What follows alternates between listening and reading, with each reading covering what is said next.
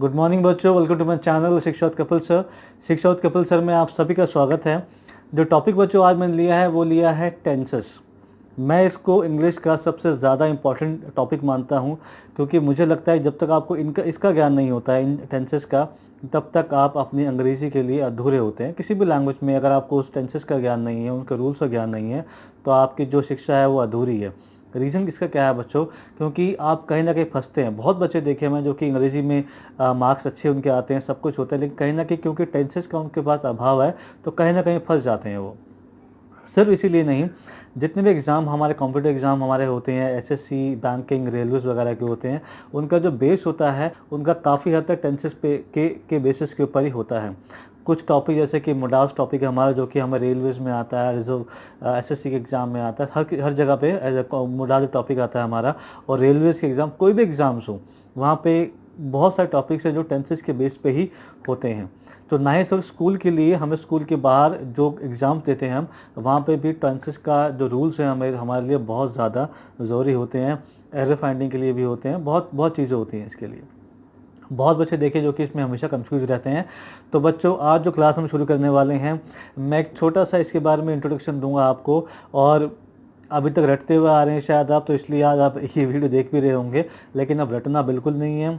अब सिर्फ हमें लॉजिक से काम लेना है। वो लॉजिक क्या होगा वो समझाऊंगा मैं आपको बीच बीच में। If in case you don't understand something, you can just pause the video and repeat the video once again, but do not miss anything. कुछ भी इसमें मिस मत करना, ठीक है। अब हम चलते हैं इसके लिए आगे। मैं कुछ सवाल पूछता हूँ बच्चे आपसे अब इसके बारे में कि टाइम कितने तरह के होते हैं। अब आप बताइए मुझे। जी बिल्कुल ठीक। टाइम 3 तरह के होते हैं, जो बीत गया, जो भी चल रहा है, और जो आने वाला है। जो बीत गया उसको हम क्या कहते हैं? भूतकाल, यानी कि पास्ट टेंस। जो चल रहा है उसको हम क्या कहते हैं? वर्तमान काल, मतलब कि प्रेजेंट टेंस। और जो आने वाला है उसको हम क्या बोलते हैं? भविष्य काल, मतलब कि फ्यूचर टेंस। ठीक है। तो जो टाइम होता है हमारे पास वो 3 तरह का होता है, जो बीत गया वो, जो चल रहा है अभी वो, और जो आने वाला है वो। अब एक सवाल मैं और पूछता हूँ आपसे कि क्या हम टेंस का मतलब काल निकाल सकते हैं? या फिर मैं ये कह सकता हूँ कि जो टेंसेस का मतलब है उसका मतलब काल है? बिल्कुल, जी हाँ। टेंसेस का मतलब काल ही होता है। काल मतलब समय। तभी तो हम कहते, जो बीत गया उसको हम कहते हैं पास्ट टेंस, जो वर्तमान में उसको हम कहते हैं प्रेजेंट टेंस, और जो आने वाला उसको हम कहते हैं फ्यूचर टेंस। तो टेंस का मतलब काल ही होता है। ठीक है बच्चों, इतना समझ आया कि 3 टेंस हमारे पास होते हैं? प्रेजेंट टेंस जो चल रहा है, फ्यूचर टेंस जो आने वाला है, पास्ट टेंस जो कि बीत गया है। ये समझ आया? अब इसको उठा के आप साइड पे रखिए। अब हम एक नई बात शुरू करते हैं। क्या इसके अलावा भी समय हो सकता है? आप बताइए, सोचिए कि क्या इसके अलावा भी समय हो सकता है कुछ, इन 3 कालों के अलावा भी? अगर बच्चों मैं आपसे ये बोलता हूं कि क्या हम कार्यों की पूर्ति के आधार पर समय को बांट सकते हैं? आप बताइए मुझे कि क्या हम कार्य की पूर्ति के आधार पर समय को बांट सकते हैं? अगर मैं आपसे कहता हूँ, एग्जांपल दे रहा हूँ मैं आपको, अगर मैं ये कहता हूँ कि मैं खाना खाता हूँ, ठीक है। अगर मैं ये कहता हूँ मैं खाना खा रहा हूँ, अगर मैं कहता हूँ मैं खाना खा चुका हूँ, अगर मैं कहता हूँ कि मैं 4 बजे से खाना खा रहा हूँ, तो ये 4 तरह के डिफरेंट सेंटेंसेस हमारे पास हो गए। बात खाना खाने की हो रही है, एक में कि मैं खाना खाता हूँ, हैबिट की बात हो रही है। एक में जो प्रोसेस अभी रनिंग के अंदर है उसकी बात हो रही है। एक में खाना खाने का टाइम जो जो कार्य है वो पूरा हो चुका है उसकी बात हो रही है। और एक में मैं कह रहा हूँ कि 4 बजे कार्य शुरू हुआ था, जो कि अभी भी चल ही रहा है। तो जी बच्चों, ये बिल्कुल सही है कि हम इसके अलावा भी जो वक्त है उसको कार्य की पूर्ति के आधार पर भी विभाजित कर सकते हैं, जैसे कि मैंने अभी किया। तो जो फर्स्ट कैटेगरी हमारी थी उसमें, जिसमें मैंने कहा था एग्जाम्पल के अंदर कि मैं खाना खाता हूँ, इस कैटेगरी के अंदर बच्चों क्या होता है कि समय निश्चित नहीं होता। अगर मैं आपसे पूछूं कि मैं खाना खाता हूँ, तो मैं कब खाना खाता हूँ बताइए? नहीं पता, है ना। अगर मैं बोलूँ कि मैं स्कूल जाता हूँ, कब जाता हूँ बताइए? सुबह, शाम, दोपहर, रात को, कब जाता हूँ? मैं खेलता हूँ, कब खेलता हूँ बताइए? तो इस कैटेगरी के अंदर क्या होता है कि कोई भी समय निश्चित नहीं होता, अनिश्चित समय की बात होती है, जो फर्स्ट एग्जांपल मैंने आपको दिया था। ठीक है। तो इसलिए हम कहते हैं इसको इनडेफिनिट सेंटेंसेस। डेफिनेट का मतलब क्या होता है? जो पक्का हो, कि definitely I will come to your house, definitely I will go and watch the movie. इसका अपोजिट होता है इनडेफिनेट, जो सर्टेन ना हो, जो निश्चित ना हो, अनिश्चित। ठीक है, तो क्योंकि इसमें अनिश्चितताओं का सेंटेंसेस होते हैं ये, तो इनको हम कहते हैं इनडेफिनेट सेंटेंसेस। ठीक है, अब दूसरी कैटेगरी जो मैंने एग्जांपल दिया था अभी आपको, मैंने कहा सेकंड में मैं खाना खा रहा हूँ। इसमें क्या हो रहा है? इसमें जो कार्य है वो अभी कंटिन्यूएशन के अंदर है। एक वर्ड होता है कंटिन्यू, उसी वर्ड से एक्सट्रैक्ट होकर निकल रहा है एक वर्ड कंटिन्यूस। तो सेकंड जो कैटेगरी सेंटेंसेस की जिसमें कि कार्य अभी चल ही रहा है, उसका मतलब होता है कंटिन्यूस सेंटेंसेस। ठीक है, तो कंटिन्यूस वर्ड है वो कंटिन्यूस से निकला है, कंटिन्यूस, जो कार्य अभी चल रहे हैं, मतलब मैं खाना खा ही रहा हूँ, अभी खत्म नहीं हुआ, अभी प्रोसेस गोइंग ऑन है।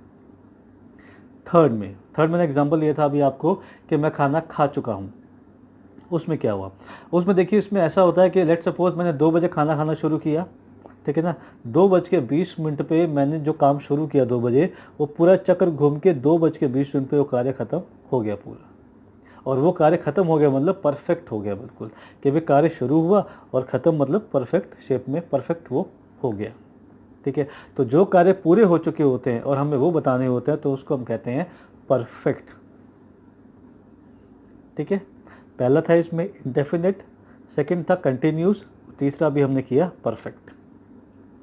ठीक है, अब आते हैं आखिरी पे। जो एग्जांपल मैंने दिया था आपको, मैंने कहा था कि मैं सुबह 4 बजे से या शाम को कोई भी 4 बजे से मैं खाना खा रहा हूँ। ठीक है, इसमें जो कार्य है वो चल तो रहा है, लेकिन इसमें मैंने एक टाइम ऐड कर दिया। अभी जो एग्जांपल दिया था पहले मैंने, इससे पहले आपको कंटिन्यूस का, उसमें मैंने कहा था कि मैं खाना खा रहा हूँ, लेकिन उसमें टाइम मेंशन नहीं किया मैंने कोई। यहाँ पे मैं क्या कर रहा हूँ? यहाँ पे मैं कह रहा हूँ कि जो कार्य शुरू 4 बजे हुआ था और अभी तक खत्म नहीं हुआ है और आगे भी चलेगा, तो इसको हम कहते हैं परफेक्ट कंटिन्यूस। ठीक है, तो 4 कैटेगरी बच्चों हमारे पास आ गई है। पहली इंडेफिनेट, जहाँ पे जो टाइम है निश्चित नहीं होता। कंटिन्यूस, जहाँ पे जो कार्य है वो चल रहा होता है, अभी खत्म नहीं हुआ होता। थर्ड है परफेक्ट, मतलब जो काम शुरू होकर ख़त्म हो चुका है, मैं खाना खा चुका हूँ। थर्ड है परफेक्ट कंटिन्यूस, कि जो काम अभी चल रहा है और उसका टाइम बता रहा हूँ मैं, और फ्यूचर में भी अभी चलेगा। ठीक है, तो 4 कैटेगरी हमारे पास आ गई हैं, indefinite, continuous, perfect, perfect continuous. ठीक है, अब हम आते हैं दोबारा जिस पे कि हमने जो सामान हमने साइड में रख दिया था अपना, टेंसेस का। टेंसेस 3 तरह के होते हैं, प्रेजेंट, पास्ट एंड फ्यूचर। अब इन चारों कैटेगरीज को इन तीनों टेंसेस के अंदर हमें मर्ज करना है। ठीक है, अब जैसे प्रेजेंट टेंस लेते हैं पहले हम, तो प्रेजेंट में जब इंडेफिनेट को मर्ज करेंगे हम, तो क्या हो जाएगा? Present indefinite. जब प्रेजेंट में हम कंटिन्यूस को मर्ज करेंगे क्या हो जाएगा? Present continuous. प्रेजेंट में हम परफेक्ट को मर्ज करेंगे क्या हो जाएगा? Present perfect. और जब प्रेजेंट के साथ हम मर्ज करेंगे परफेक्ट कंटिन्यूस को, तो हो जाएगा प्रेजेंट परफेक्ट कंटिन्यूस। ठीक है, सेम वे से हम करेंगे पास्ट में मर्ज, past indefinite, past continuous, past perfect and past perfect continuous. ऐसे फ्यूचर के अंदर future indefinite, future continuous, future perfect and future perfect continuous. तो इस तरीके से बच्चों हमारे पास 12 कैटेगरीज हमारी बन जाएंगी टेंसेस के अंदर। इन्हीं 12 कैटेगरीज के अंदर हमारा टेंस घूमता है। ठीक है, कोई डाउट अभी तक? कोई डाउट नहीं है। अब हम आते हैं बच्चों इसमें सेंटेंस फॉर्मेशन के अंदर।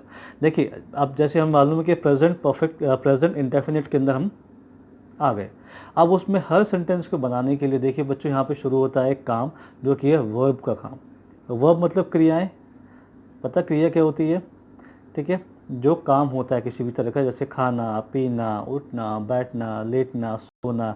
आप सब स्क्रीन पे देख रहे होंगे, आपको यहाँ पे दिख रहा होगा कि कुछ क्रियाएं जो होती हैं, और जितनी भी वर्ब्स होते हैं हमारे दुनिया में, जितनी वर्ब्स हैं, उन सभी वर्ब्स के 3 भाग होते हैं।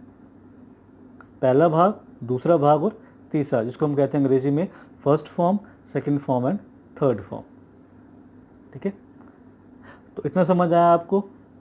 तो बच्चों एक इतना सा जो आपको मैं इंट्रो दिया है ये पर्याप्त है। अगर आपको पूरी तरीके से समझ ये आ गया है तो बहुत अच्छी बात है बच्चों, क्योंकि अगला जो वीडियो होगा उसमें हम 10 से 15 मिनट के अंदर मैं बता दूंगा आपको कि जो रूल्स हैं इनको अप्लाई करके कैसे एक सही तरीके से आपको टेंसेस को बनाना होता है, कैसे सेंटेंस हम बनाते हैं टेंसेस के सही तरीकों को रूल करके यूज़ करके। ठीक है बच्चों, उम्मीद करता हूँ कि छोटा सा आपको इंट्रोडक्शन आपको अच्छा लगा होगा इसके लिए। और if in case you like the video, please subscribe my channel which is link is given below at the bottom, and please like, and please जो सेकंड पार्ट होगा इसका ज़रूर देखिएगा। उसमें बहुत इजीली बिना कुछ पेन पेपर टच किए आपको मालूम पड़ जाएगा कि टेंसेस कैसे होते हैं। जिसके लिए आपने सदियां लगाई, इतने साल आपने लगाए थे टेंसेस के लिए, वो आज बहुत मामूली तरीके से मैं आपको सिखा दूंगा। ठीक है, so I will come back with my new video बच्चों। Till then, thank you so much.